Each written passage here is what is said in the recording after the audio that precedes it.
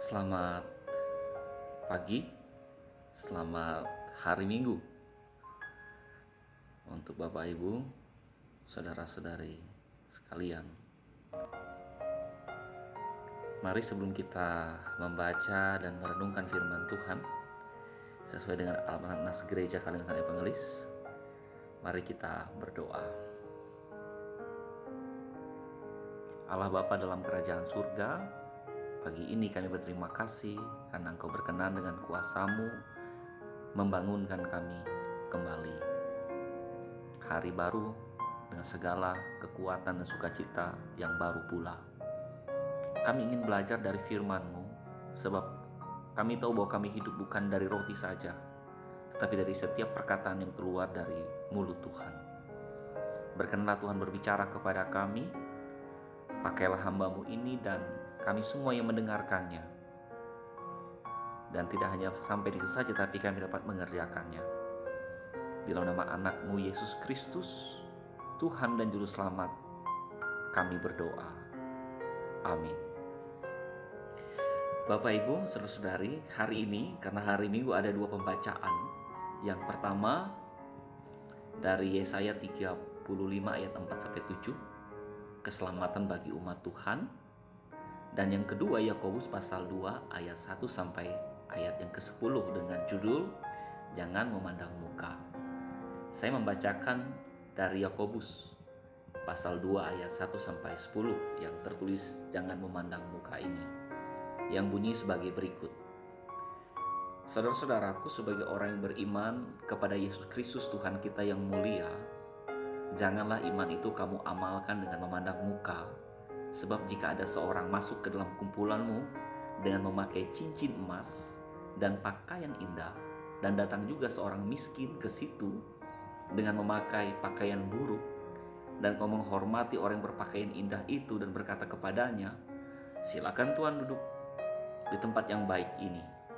Sedang kepada orang yang miskin itu kamu berkata, berdirilah di sana, atau duduklah di lantai ini dekat tumpuan kakiku. Bukankah kamu telah membuat pembedaan di dalam hatimu dan bertindak sebagai hakim dengan pikiran yang jahat? Dengarkanlah, hai saudara-saudara yang kukasihi. Bukankah Allah memilih orang-orang yang dianggap miskin oleh dunia ini untuk menjadi kaya dalam iman dan menjadi ahli waris kerajaan yang telah dijanjikannya kepada barang siapa yang mengasihi Dia?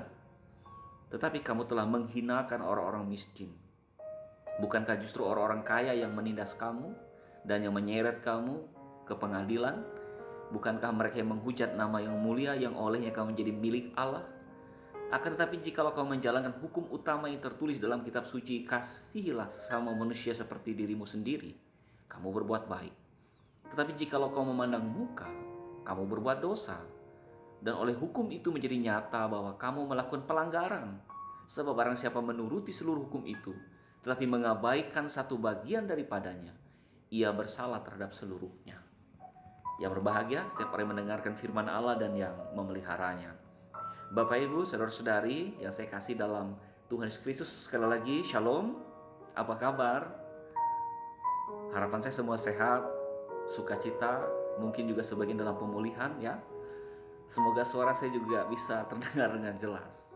Bapak Ibu, saudara-saudari, pernah tidak merasa dibeda-bedakan? Pernah tidak? Taruhlah posisi Anda diuntungkan atas perbandingan itu. Sebenarnya diuntungkan atau dirugikan, posisi kita sama-sama sulit ya. Pokoknya gak enak aja deh dibanding-bandingkan begitu. Nah, situasi semacam ini pernah terjadi pada waktu itu di tengah persekutuan orang percaya, sehingga Rasul Yakobus merasa perlu untuk menertibkan hidup umat. Bapak Ibu, saudara-saudari yang saya kasih dalam Tuhan Yesus Kristus, memandang muka di sini berarti membeda-bedakan atau memberi perhatian khusus bagi kalangan tertentu saja. Contoh, anggota jemaat yang dianggap mampu secara finansial akan lebih dilayani dan dihormati, bahkan suara mereka memiliki pengaruh dalam persekutuan. Sebaliknya mereka yang miskin diabaikan, tidak dianggap. Lalu apa ini persekutuan? Coba, gimana rasanya? Nah, untuk itulah Rasul Yakobus mengatakan pada ayat yang kedua bahwa sikap iman orang percaya tidak membeda-bedakan. Seseorang entah kaya atau miskin, mendapat tempat dan perhatian yang sama di dalam persekutuan. Sebab persekutuan orang percaya harus menampakkan kasih sebagaimana ayat ke-8. Rasul Yakobus menekankan sikap hidup orang percaya adalah mengasihi siapa saja tanpa syarat. Itulah tujuan seluruh hukum Taurat sebenarnya, dan kesimpulan dari hukum Taurat seperti yang disampaikan Tuhan Yesus. Bapak Ibu, saudara-saudari, apa yang dapat kita pelajari? Sikap membedakan itu sudah pasti tidak menyenangkan hati Allah, yang tidak pernah melihat penampilan lahiriah, tetapi hati orang. Amin. Tuhan itu tidak melihat penampilan lahiriah kita, tapi melihat hati kita.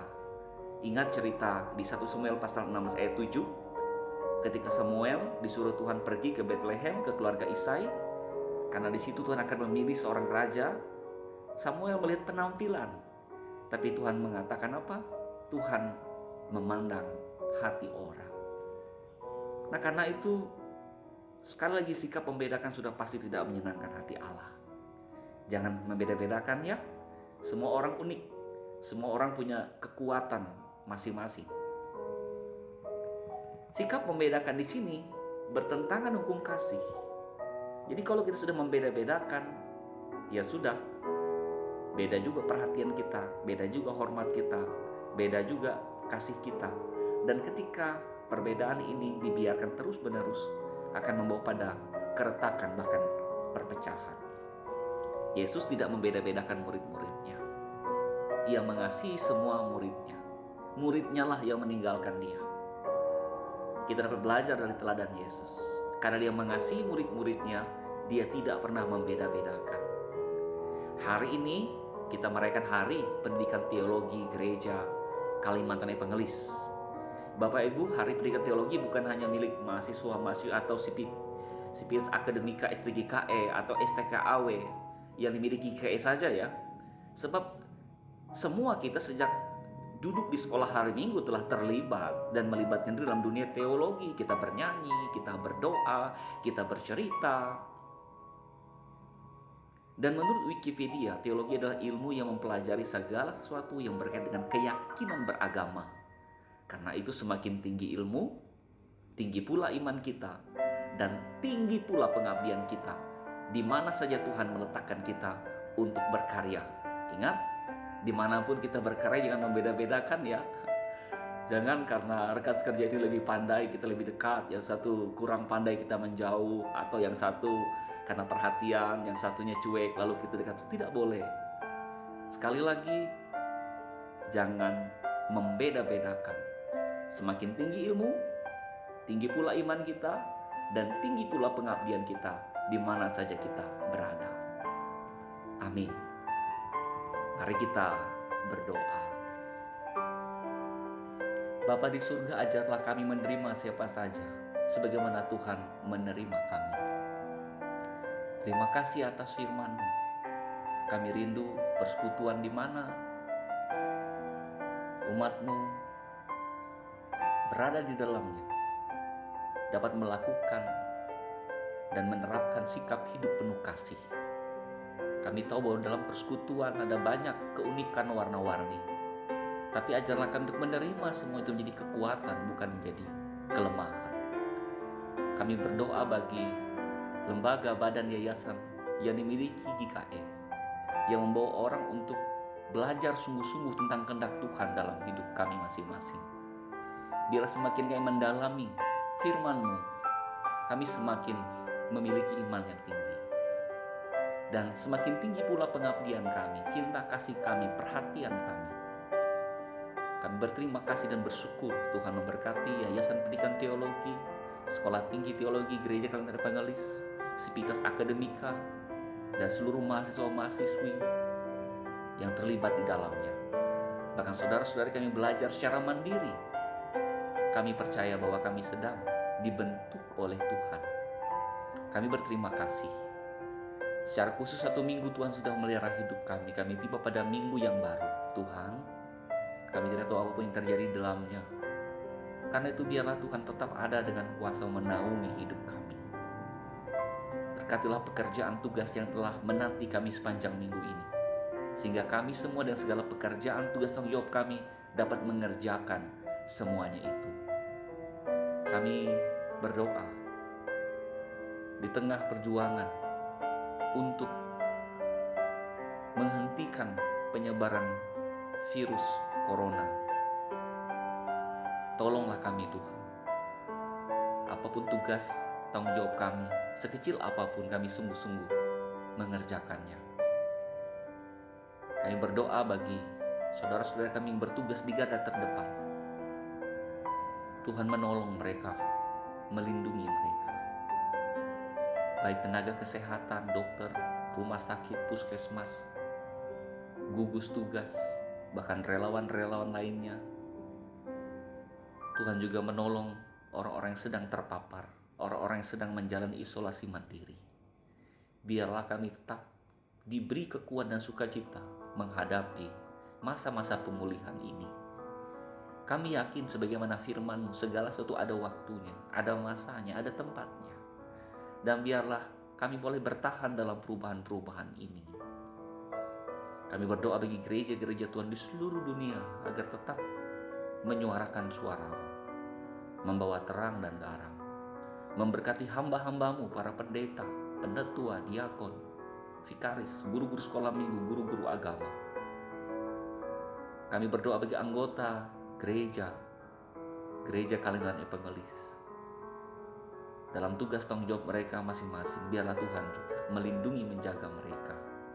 Biarlah kami dapat membantu pemerintah menghentikan penyebaran virus COVID-19 ini dengan sukacita menggunakan masker, mencuci tangan, menjaga jarak, menjauhi kerumunan, mengurangi mobilitas. Bantulah pemerintah kami dari pusat hingga daerah. Kami juga bersukacita jika sepanjang minggu dan bulan ini saudara-saudara kami boleh merayakan hari ulang tahun baik kelahiran maupun pernikahan. Untuk saudara-saudara kami menjalankan tugas di dalam maupun di luar kota sepanjang minggu ini. Biarlah pada minggu akan datang Tuhan berkenan memberi kesempatan kami untuk beribadah lagi kepada-Mu. Dengarlah seru yang kami alaskan dalam Yesus Kristus Tuhan dan Juru Selamat yang telah mengajar kami berdoa. Bapa kami yang di surga, dikuduskanlah nama-Mu, datanglah kerajaan-Mu, jadilah kehendak-Mu di bumi seperti di sorga. Berikanlah kami pada hari ini makan kami yang secukupnya, dan ampunilah kami kesalahan kami, seperti kami juga mengampuni orang bersalah kepada kami. Dan janganlah bawa kami ke dalam pencobaan, tapi lepaskanlah kami daripada yang jahat. Karena Engkau punya kerajaan dan kuasa dan kemuliaan sampai selama-lamanya. Amin.